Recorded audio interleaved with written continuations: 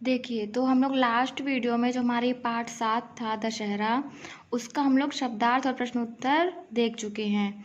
तो अब इस वीडियो में हम लोग क्वेश्चन नंबर 3 से रीड करेंगे। तो 3 है हमारा, रिक्त स्थानों की पूर्ति कीजिए। तो का नंबर है हमारा, दशहरे को ही डैश डैश भी कहते हैं। तो क्या कहते हैं, विजयादशमी। फिर आता है खा, गुजरात में रंग बिरंगे परिधान पहनकर डैश डैश नृत्य होता है। तो गुजरात का फेमस नृत्य क्या है, गरबा। तो गरबा नृत्य होता है। गा है, माँ भगवती ने डैश डैश नामक असुर का वध किया। तो महिषासुर का वध किया था उन्होंने। घा है, रावण के पुत्र का नाम डैश डैश था। तो इसका आंसर हो जाएगा मेघनाद। फिर है अंगा है, सीता का हरण डैश डैश के राजा रावण ने किया था। तो लंका के राजा रावण ने किया था।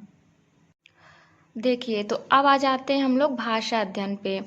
तो फर्स्ट है हमारा, नीचे दिए गए शब्दों की वर्तनी शुद्ध कीजिए। जैसे यहाँ पे देखिए पहला क्या लिखा है, उत्सुकता, यानी बड़ा सु है तो यहाँ पे उत्सुकता होता है, तो यहाँ पे छोटा सु हो जाएगा।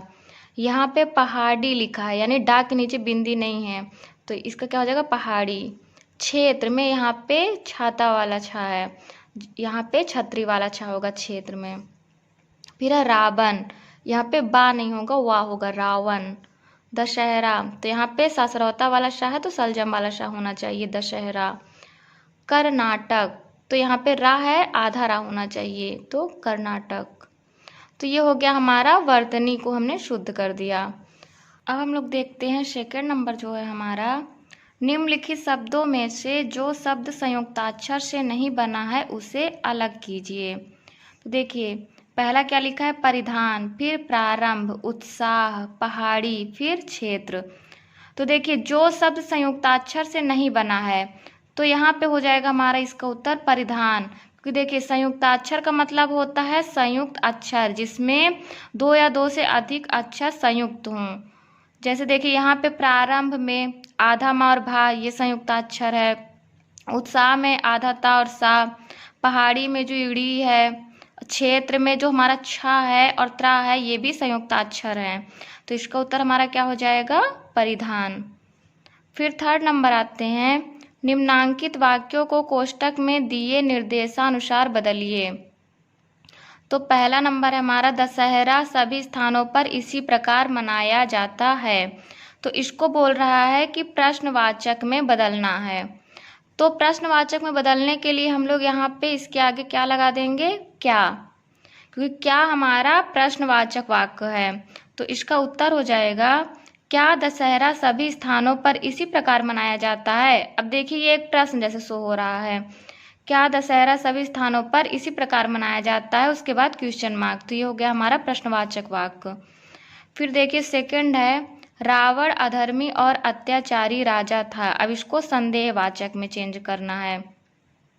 तो देखिए, तो संदेहवाचक मतलब होता है शंका। जैसे हम लोग जब शंका में कोई चीज़ बोलते हैं कि शायद ये चीज़ होगी, शायद वह आएगा, तो संदेह होता है उसमें।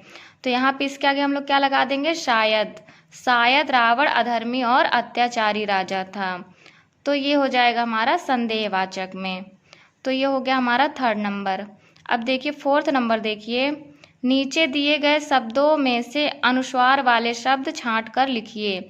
अनुस्वार वाले शब्द क्या होते हैं, जिनकी ध्वनि नाक से निकलती है, और अनुस्वार का जो चिन्ह होता है वो डॉट होता है, डॉट यानी बिंदु।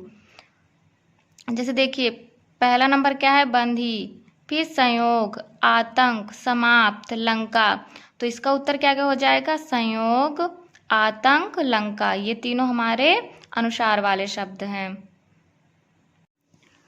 फिफ्थ नंबर पे आ जाते हैं, निम्नलिखित संज्ञा शब्दों से विशेषण बनाइए।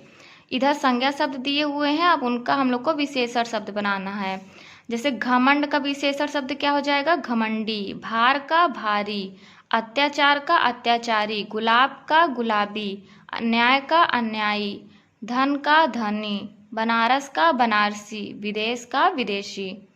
और इसी के साथ हमारा पार्ट 7 दशहरा भी समाप्त होता है। अब हम लोग नेक्स्ट वीडियो में जो भी हमारा विविध प्रश्नावली के क्वेश्चन है उनको रीड करेंगे।